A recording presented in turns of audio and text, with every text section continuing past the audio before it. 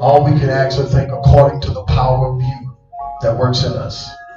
We magnify you and we celebrate you for what shall come forth and come out of this. In Jesus' name, bless God, all in this house, all in this house.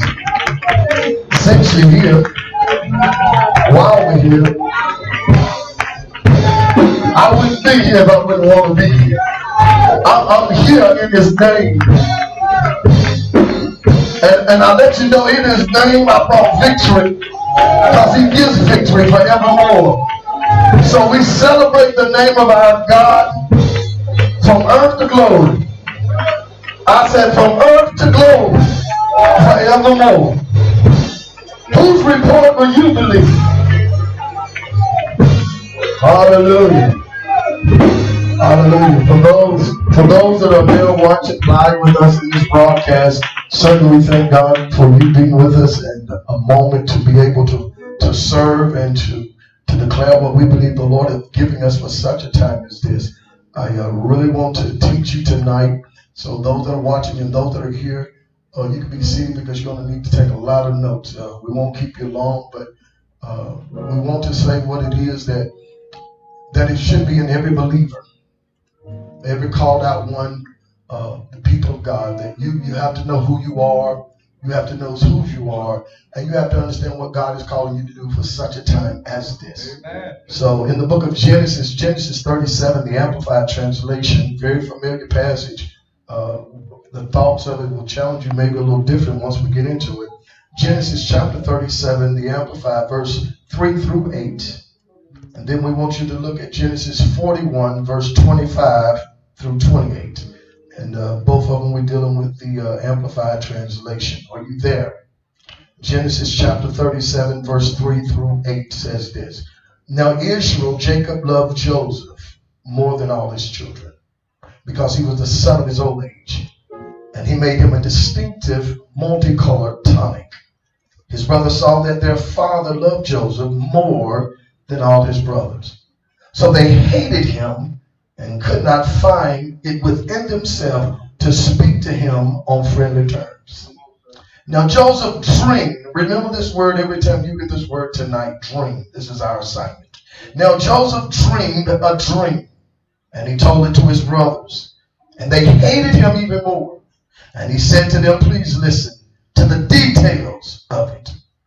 The reason sometimes people cannot understand where God has them in a season, because they're trying to listen to hear what it is they hate about what it is God is giving details to know. His brother were binding sheaves. Now watch this. The detail of his dream which I have dreamed. His brothers were binding sheaves of grain stalk in the field. And lo, my sheaves suddenly got up and stood upright and remained standing. And behold, your sheaves stood all around my sheaf and bowed down in respect. His brother said to him, are you actually going to reign over us? Are you really going to rule and govern us as your subjects? So they hated him even more for telling them about his dreams and for his arrogant words.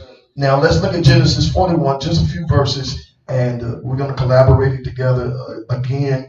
It'll take longer to read this than it will to really give you this assignment.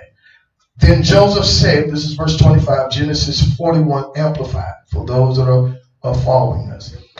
Then Joseph said to Pharaoh, the two dreams are one, and the same has one interpretation. God has shown Pharaoh what he's about to do. The 7 good cows are 7 years, and the 7 good ears are 7 years. The 2 dreams are one and the same. The 7 thin and ugly cows that came up after them are 7 years, and also the 7 thin ears dried up and scorched by the east wind. They are 7 years of famine and hunger. Pay very close attention for those that are viewing. This is the message, just as I have told Pharaoh. God has shown Pharaoh what he is about to do. I want to talk, and again, I want you to take real good notes. I want to talk about what is called the value of a dreamer. Write it down, the value of a dreamer. Okay? Then I'll close out when I get ready to close, and I'll do the final thought of this prophetic assignment. And I want to talk about, tell them about the dream. Tell them about the dream. Okay?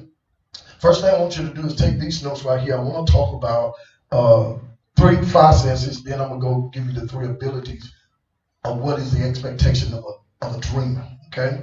The first thing I want you to write down is this. The value, the first process or the first value of dreams first must be processed until it's envied and hated by the people you are assigned to help. Write that down. You have to understand, as a dreamer, and if you're a child of God and God has an assignment and gift on your life, you have to understand, we're talking to everyone that understands that you claim salvation, you claim God is your sovereign God, your sovereign King and Lord. So the value, the first thing you have to understand, the process, it's a process, is to understand the process until it's envied and hated by the people you are assigned to help. Your dreams will always attract your haters. That's right, sir. Write that down. Your dreams will always attract your haters. That's still one. That's still process. You have to understand, the more you grow in your purpose in life, the more you'll mature to understand that envy, which is jealousy, and hate will always be attracted to what it is that you are assigned to help in those same mindset of people. Okay? Second one, write this down. The second value of your dreams is learning how to interpret your dream to become a reality. Write that down. Learning how to interpret your dream to become a reality. I'm going to go a little bit more interpretation when we get to ability. Okay? Until you become interpreters of helping somebody else's dream come to pass. Write that down. I know this is teaching mode, but that's my assignment right now. Here we go. Until you become interpreters of helping somebody else's dreams come to pass. Third value of dream is to be problem solvers and understanding your investing and buying power. You really want to get that. And we'll talk about it when we get over in ability. We get a little deeper. Do you have that? All right. The third one is the value of dreams is to be problem solvers. Okay. By understanding your investing and buying power. This is what's happening in this season of the earth at this dispensation of time. People of God will have to understand what is your investing and buying power. Got it? All right, let's go to the other one. Let me just bore you for about 10 more minutes and then we'll get to why we're here. Okay. The third thing is a dreamer has 3 abilities. Let's get to that. So now you're going to start a whole new list of 3s, okay? All right, we're going to start a whole new list of 3s. The first thing I want you to understand, a dreamer has 3 abilities. The first ability of a dreamer is to interpret, by interpretation, the ability to explain what you see and envision. Okay? Got that? Do I need to say it one more time? All right. The ability to interpret by interpretation, the ability to explain what you see and have envision. That's right. All right. You got that? Let me pause right there and give you some understanding. You can have the ability to have a vision from God, but at the same time have not matured at a level you can interpretate what it is you have vision for. So what happened is clarity. Mark chapter 8, it talks about in verse 22 that Jesus goes through Bethesda. As he goes through Bethesda, he finds a blind man who cannot see at all. Jesus spits on his hand, wipes the man's eyes, asks the man a question. How do you see man? The blind man that never saw immediately said, I see man like trees walking. Now notice here, he has a distortion of vision, but has not yet came to the reality of being able to interpret with clarity. With many people, they're speaking rhetoric about what they believe they're gifted to do, called to do, but cannot interpret how to get there. And until we can interpret how to get there, you still have no ability to interpretate what it is. You have a vision, a gift, and a call to see and say, but not lead to accomplish. So when you look at Jesus, he anoints him the second time. The second time he anoints this blind man, he said, now how do you see man now? He said, I see man clearly. I see them just as they are. The biggest problem is we don't take time to be able to mature and the process of understanding. Can you interpret what God is showing you? Can you lead people as God is speaking to you? Or you leading yourself because you can only hear God, but you cannot visualize the interpretation, what instruction, how to manifest on arrival. Okay, second thing. Second thing is the ability to articulate. The first one was the ability to interpret. The second one is the ability to articulate. Y'all ready? That is the ability to explain what you see in vision and how to strategize to accomplishing it by now explaining it to a group of people. Okay. Nehemiah chapter 1 talks about Nehemiah, which is now a reformer, is called by God to be an emancipator, to go back to Jerusalem and help restore walls that have been destroyed by the Babylonians. Before he goes there, he cannot lead people because all he has is a call by God, a burden for God that's on his heart to pray for a situation, to pray for a city, but he has no power to lead people because he's at that place he can't interpret it. Go ahead. So when he goes back, he inspects the work that has to take place before he talks to people how to protest. The biggest problem that we have in America right now, we're doing so many good things, but we're doing it the wrong way. And if we're not careful, the enemy will become with civil devices to divide the people that are trying to accomplish the same goal, the same sacrifice. So it is not about who's more than somebody, who's less than somebody, but can you articulate what it is that you said you interpreted, that now you can call people together and say, if we're going to keep doing this, what is the exit strategy? If we're going to keep doing this, what are we trying to accomplish? If we're going to keep doing this, what is the payoff? So here we are. How do you articulate? How do you explain what God has given you to bring people together and tell them strategically, this is how we accomplish this process? Third, now, scrap up. This is why we're here. Third one, the ability to demonstrate. First one is the ability to interpret. Second, the ability to articulate. Third, the ability to demonstrate. Now, for those that are watching, I hadn't messed with you since you came on. Send the people that you connected to in your groups and tell them do something. Yeah. Tell them, I know you go live and I know you send out all kind of stuff and give remarks about what everybody else is doing, but tell them you do something. Okay, here we go. It is, write this down. To protest by buying first, to protest by investing, and buying power. My assignment tonight from the book of Genesis all the way to 2020, the year of our Lord, to challenge you.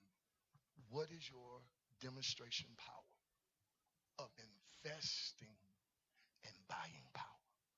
Because until you understand when the protests have ended and the necessary change have not yet came yet, there's still more processing strategically how we now say we know our buying power.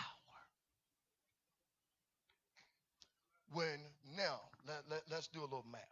Let's do a little math. The United States is populated at a population of over 331 million people that reside as citizens or resident in the United States. Over 331 million, okay? Black society, or Black America, make up 12 to 14% of that population, which means there is almost an estimate of almost 40 million people, or 40 million black people that lives in America. Stay with me there. Okay. The Asian or the Hispanic is also at around 12 to 14% in population. Okay. The Asian, just a little bit under that number, and then you have the Native American, you have Hispanic American, you have what is called now Hispanic American and Black America, and then we have what is called White America, even though that was supposed to be just one America. So that alone, because they need to take census and populate it through population of charts and data, it tells you that's why buying power is necessary, because it is not to keep count on whose lights on, whose light off. It is to keep count on where the money going. Okay. I'm going somewhere. We're going to demonstrate something. We're about to demonstrate something. So what we have to understand, in black population at 14%, with only 40 million black people in America, that we spend $1.2 trillion a year in America. $1.2 trillion. In 2021, it'll be at $1.5 trillion. We ain't but 40 million people. Now, I did not say 1.2 million. I did not say 1.2 billion. I said $1.2 trillion every year. And 2021, it's supposed to be $1.5 trillion. When you look at the Hispanic population, they also spend $1.2 trillion a year, which estimated next year they'll spend $1.5 trillion next year. Do the math. That's 3 trillion. All right. Asian America spend $1 trillion a year. The Native Americans spend $118 billion a year. Do the math. That's almost $4.5 trillion, or right at $4 trillion a year. What will happen if we decide, when we did all this protesting, when we did all this legislating and talking to our Congress and talking to our senator, and nobody still wants to make no change? We say to them, if we take our $1.5 trillion and all us other American, native, Hispanic, Latino, oh God help me right there, and I take my $5 trillion and say we ain't going to spend no money here, major corporations in America will go bankrupt. They have to shut down federal trusts. They have to shut down the banks. Why? Because spending power, God help me, is bigger than black power.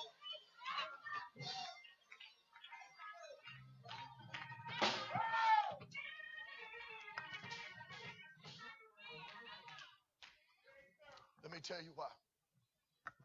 Let me tell you how we miss it as a people, because we don't keep up with our spending, but God knows we don't know what we invest in. So let me show you how we miss it.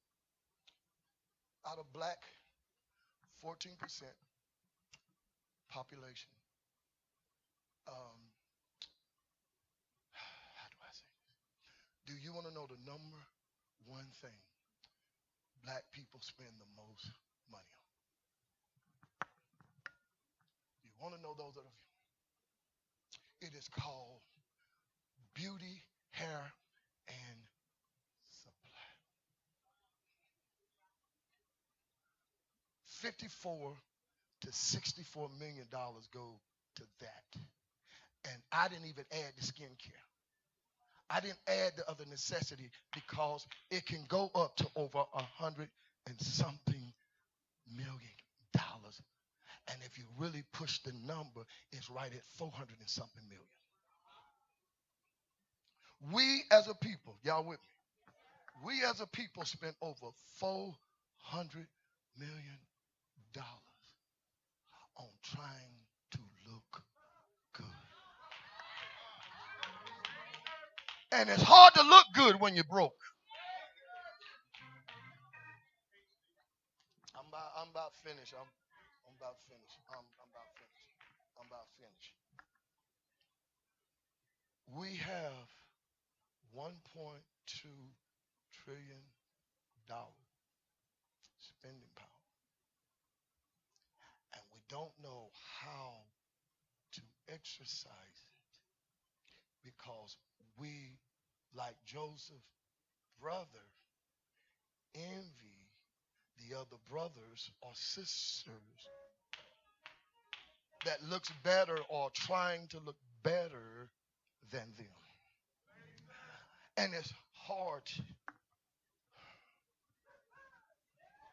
to be big when little still got you. But you have the capacity with spending power through investment power to turn it around.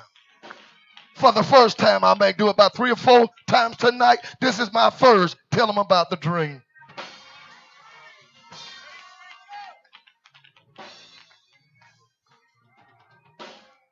Here we go. Here we go.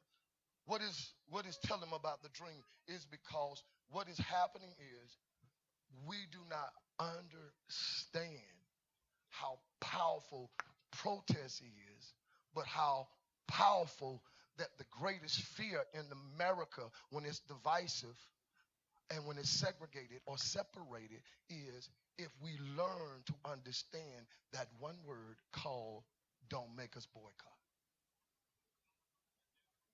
Because if we boycott, now we're saying we didn't come out here in these streets to risk our lives for pandemic when coronavirus is out here. And it's not that we're crazy, but we found a reason to fight. We found a reason to sacrifice. We found a reason that life is beyond what it is we've been talking about. But it takes us to sometime come to what Joseph has to enter into. Joseph has to enter into a place where he's so busy bragging on his gifting that he cannot interpret the reason that he was gifted. See, you have to understand God is switching many things, not just around, but he's switching people around.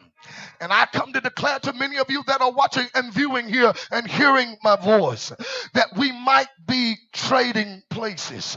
If you ever watched that Eddie Murphy movie and Dan Aykroyd movie, that all of a sudden that someone was wealthy, major billionaires, and then there was somebody in the slums and the hood that if they ever had the chance somebody else had, it had nothing to do with how smart you think you are, how educated you think you are. It is by the grace of God, it is by God's sovereignty that he gave us an opportunity to do the right thing.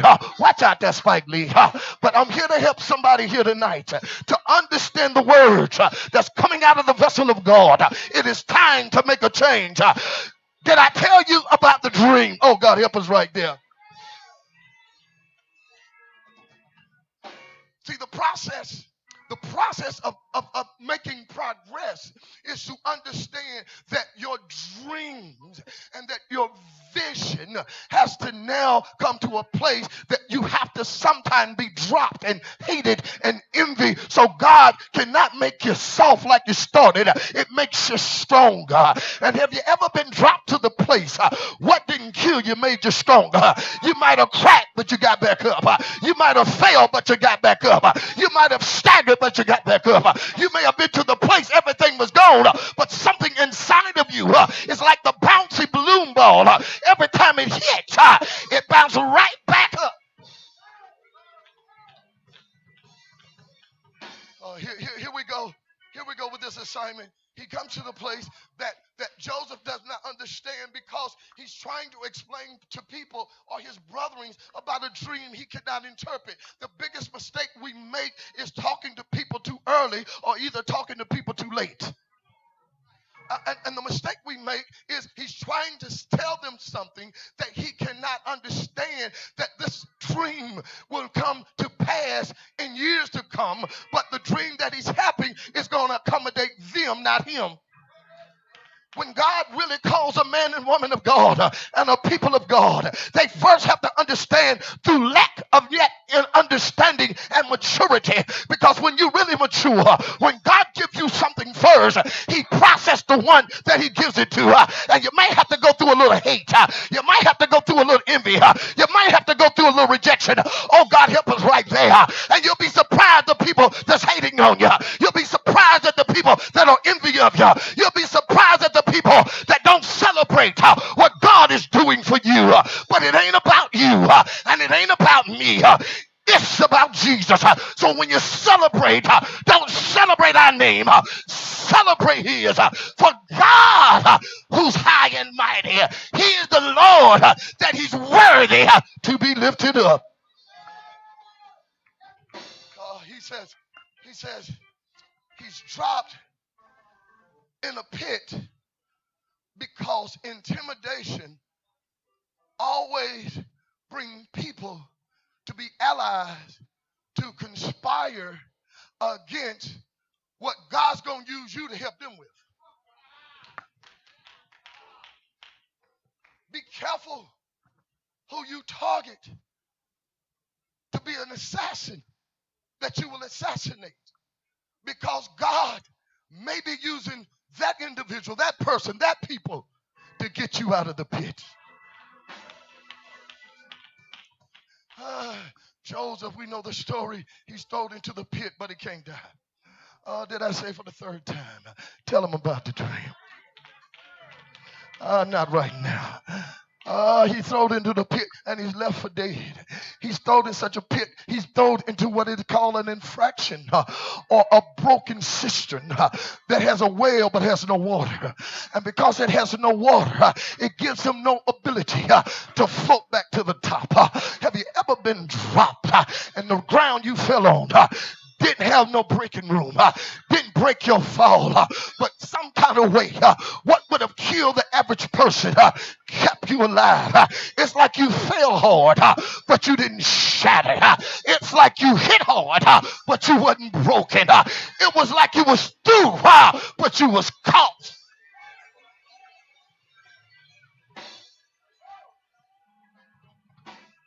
Watch this. So he's in the pit, and the one that cries out, let his blood be on us, and I'll tell the Father, was the main one that has to wear that blood through the brothering tribe of their descendant. Have you ever wondered why Genesis 38 just shows up in Joseph's story? I mean, you got Genesis 37, it goes all the way through talking about to Genesis 50 about the life of Joseph and the success and the family and trip to Egypt. But why do Genesis 38 that now quit talking about Joseph, quit talking about Jacob, and it only talks about Judah? Because Judah don't understand that Joseph, we understand at the end it says, God, what you meant for evil, God meant this for good, to preserve, to save your life. Which means Many years later, Jesus is at Calvary, and he's a descendant of Judah. And there's Pontius Pilate that's sitting there and say, we need to free this man. I found no guilt in this man. I wash my hand of this now innocent man. And they cried out, let the blood be on us. And there has to be a descendant of Judah that has to bleed before he can hold the scepter. Because you got to understand, when you shed blood, blood cries out.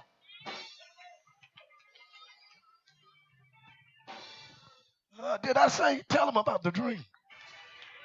So now here's Joseph. Now he's sold from the pit to a bunch of Midianites and Ammonites. And when he's sold now for 20 pieces of silver, it is a metaphorically allegoric picture of Jesus, a foreshadow. See, Jesus was sold for 30 pieces of silver. Joseph was sold for 20 pieces. What is the difference between the 10 pieces? See, 30 pieces mean you're a mature value. 20 pieces mean I'm not quite sure, but I'll give you a slave ransom. God help us right there. I'm glad when Jesus died, they were sure that they killed the king because they paid the full price. That's why the Bible said he paid the full ransom, which was 30 pieces. See, you got to understand, you may have been sold out, but you being sold out empowers you to buy back. That's some buying power right there.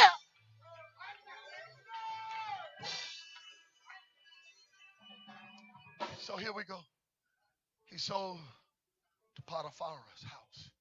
We know Potiphar now finds favor with Joseph, and the favor on Joseph's life finds favor in Potiphar's house. Now stuff happened. He's sold to dungeon, into Pharaoh's prison. While he's there, he becomes an interpreter. He does not become an interpreter until he's in the lowest place.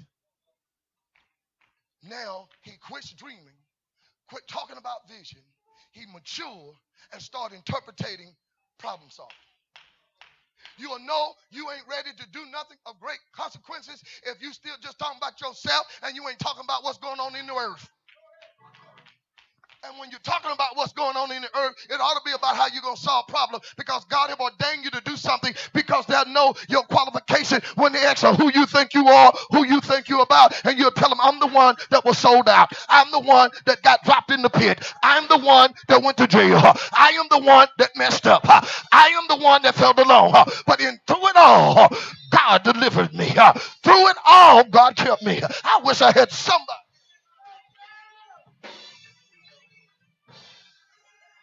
Here we go. Here we go. Watch this. Watch this revelation. When he's sold, he interprets the butler and the baker interpretation of dreams, because now he's operating in his now season. Your now season, you'll know it. You'll be in the same condition and situation and surrounding devastation as the people around you, but something about you in it versus them. Because they're in it complaining about what they in. You in it looking to who you can help get them out of something while you still in it. You'll know when you mature, when you don't make life about you and you help somebody else, even though you got the right to say, I'm going through too, I'm hurting too, I'm sick too, I'm broke too, I'm going down too, I don't feel good either, I don't want to be there either, I don't want to put up with it either, I'm ready to go too, I'm ready to quit too. But something about the God in you don't make you act like the God in them. Somebody ought to holler back.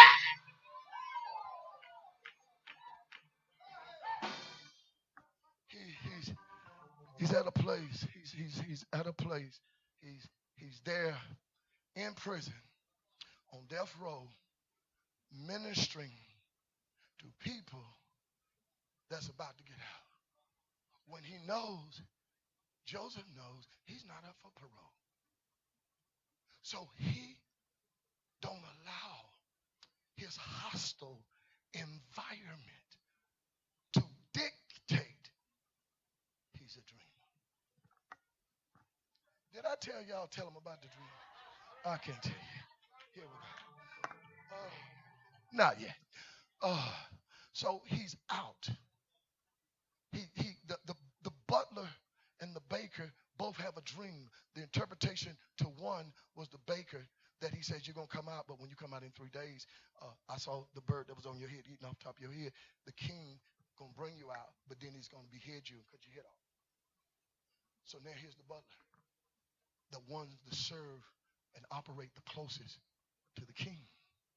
Make sure in this season, the people that operates closer to you, make sure you stay focused on your assignment, not your hurt, not your pain, because you're going to have enough people doing that to you. He's there in the dungeon. He interprets to the butler. When you come out, the king going to put you back in your position, the place of favor where you were once with him. But all I ask you, remember me. That when the opportunity ever presents itself, tell the king that I'm here. Oh, I got to close now. We about to get to the dream. Now, 2 years after the butler get out of jail, 2 years after, he never told King Pharaoh about Joseph. He forgot. But God gives King Pharaoh, not the devil, because God will use his devil to bless his people. Went over your head, didn't it? God gave Pharaoh 2 dreams into one. And the dream that he gave him was going to deal with a global economic transfer of wealth from nations into one nation. From many nations into one nation. Because of the dream. That understand how to interpret spending and investing power in a 14-year period. I'm about to close. Why am I here talking about all of this? The value of a dreamer. Why am I talking about understanding the ability to interpret, the ability to articulate, the ability to demonstrate? Why? Because when Joseph now is summoned to Pharaoh's presence, it was because everyone that surrounded the king had no ability to interpret. They had no ability to articulate. They've been given positions without the sacrifice. Oh, God, help me teach now. In this season, you got to make sure whoever you nominate to be in your life, in your circle, or in your space, that you got to make sure they're not a nominee. You better make sure they're the one that God have nominated. Because in this season, God's going to put people in your life that has influence with wealth, that has influence in high position and high places. And in this season, you better understand the difference. You better be able to tell them about the dream. God help me right there. So let me close. I got to close there. So what is this assignment given to us? Help us, God. When Joseph articulate and then demonstrate in a 14-year process, it changed the economic wealth of Egypt. Can I give you a little history now? Let's talk about the dream. In 1963, August the 28th, in Washington, D.C., right there on Lincoln Memorial. God help me teach this thing. There was a man named Dr. King. It was called the Protest on Washington. And what happened was God gave him as a dreamer, a dream and a vision to now call and summon people to march at Washington, D.C. August the 28th, 1963. They summoned and he said, everyone, that it matters. This protest is about world economic. It is about freedom. And it's about taking back. And then he had people in his circle that he says, now I need to figure out what do I need to talk about? What do my speech need to be? When you go back and look at the archives, at that day in history, the people that was around him kept telling him, do this, do that. See, when you got to know in these kind of seasons, you're not doing small mundane things. This ain't trivial things. This ain't petty stuff. You got to put away your indifferences and understand this is the king assignment. This is kingdom business. This is kingdom welfare. This is kingdom economic. This is kingdom power. This is a kingdom transformation. This is a kingdom.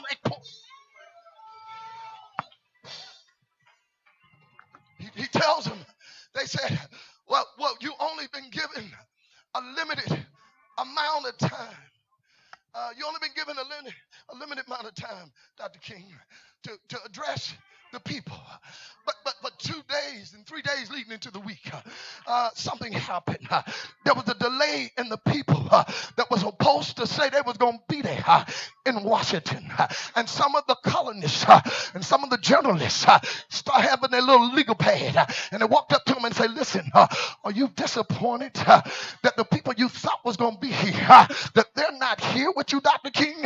He said, are you disappointed that there I counted numbers and there's only about 25,000 people that's here, and this right here ain't gonna move the radar on Washington's capital? Are you disappointed that ain't no more people coming than this? God help us tell them about the dream. And Dr. King got discouraged and distracted. But the day and the night before, 250,000 people showed up in Washington, D.C., protesting.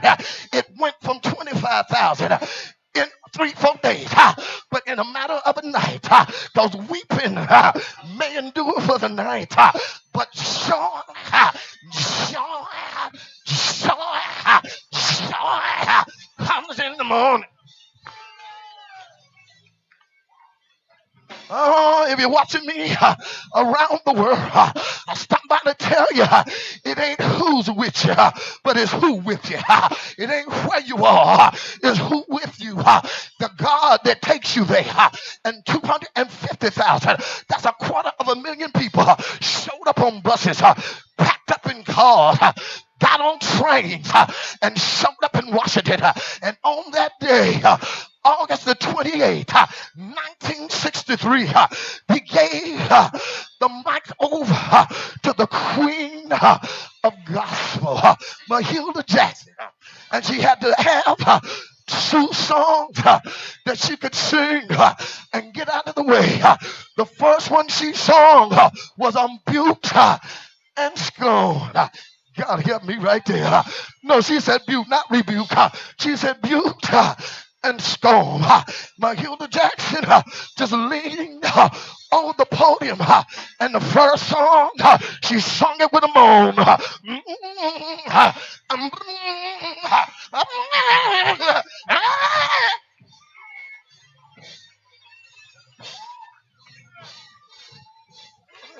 So sometimes when you've been beat up by life, it hurts too much to talk. Sometimes when you've been stepped on in life, you got to.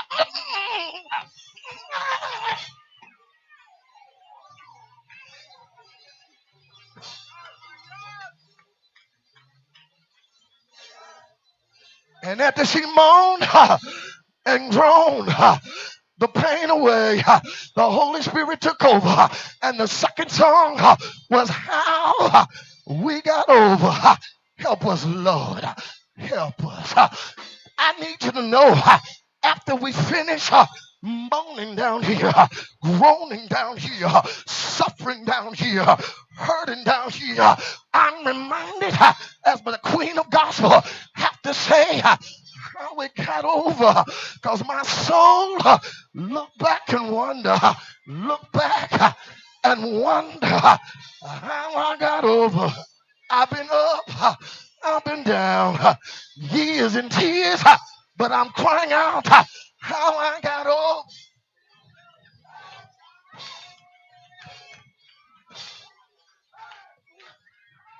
Oh, I'm talking to people that's here and there. You want to testify if you're in your house, if you're in your car, wherever you are, you want to touch yourself and say, soul, don't worry. The Lord will make a way somehow.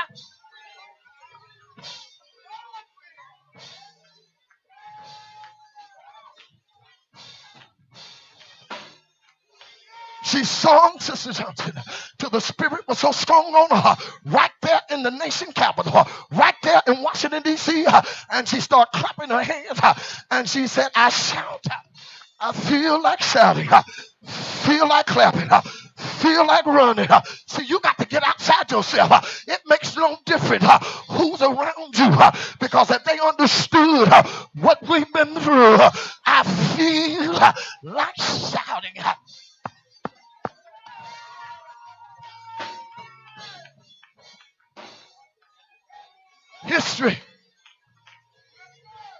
History tells us it loosened up over 250,000 people.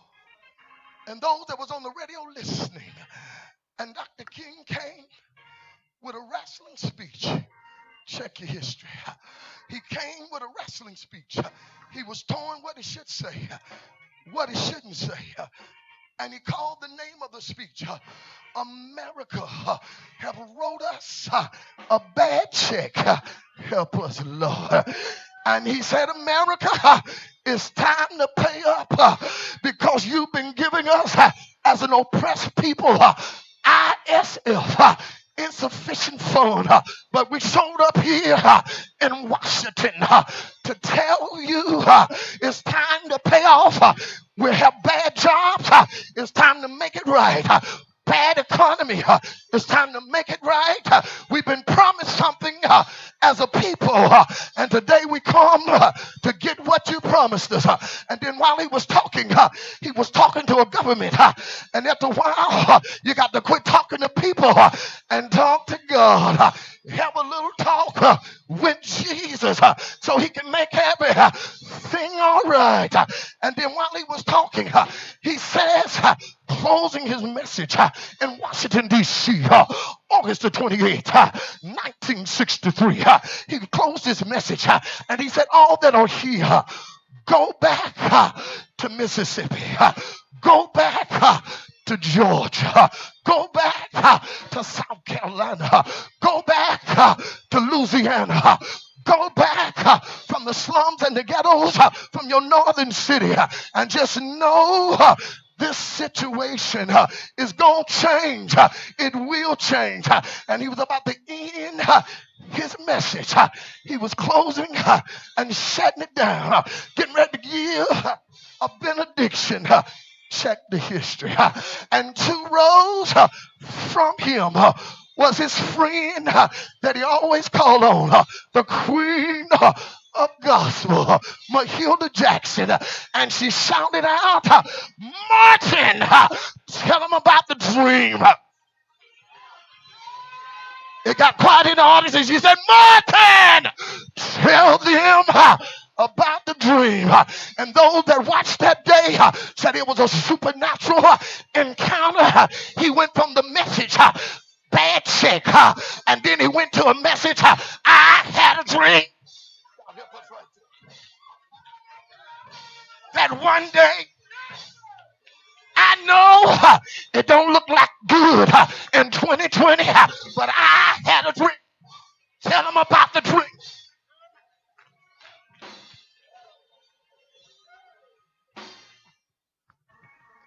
The moral of this story before I close is, even though Dr. King told him about the dream from emancipation up under President Abraham Lincoln, all the way down to segregation, he comes to a place. He sees over 5 schools. And he says, from Abraham Lincoln 5 schools to one day my 4 children is going to be holding hands with white boys and girls, with Jews, Protestants, Presbyterians. And they're going to be walking down the clay hills of Georgia.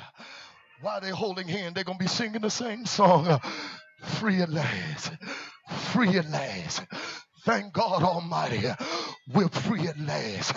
Then he went to the place and he said, I may not get there with you, but I went to the mountaintop and I seen on the other side of the promise. And what I saw this day will come. See, you got to help people like Mahilda Jackson that's in your life when you're discouraged and ready to give up and you're ready to close and walk away. You got to help people that are shout out, Martin, tell them about the dream before you miss the greatest moment of your history. God bless you.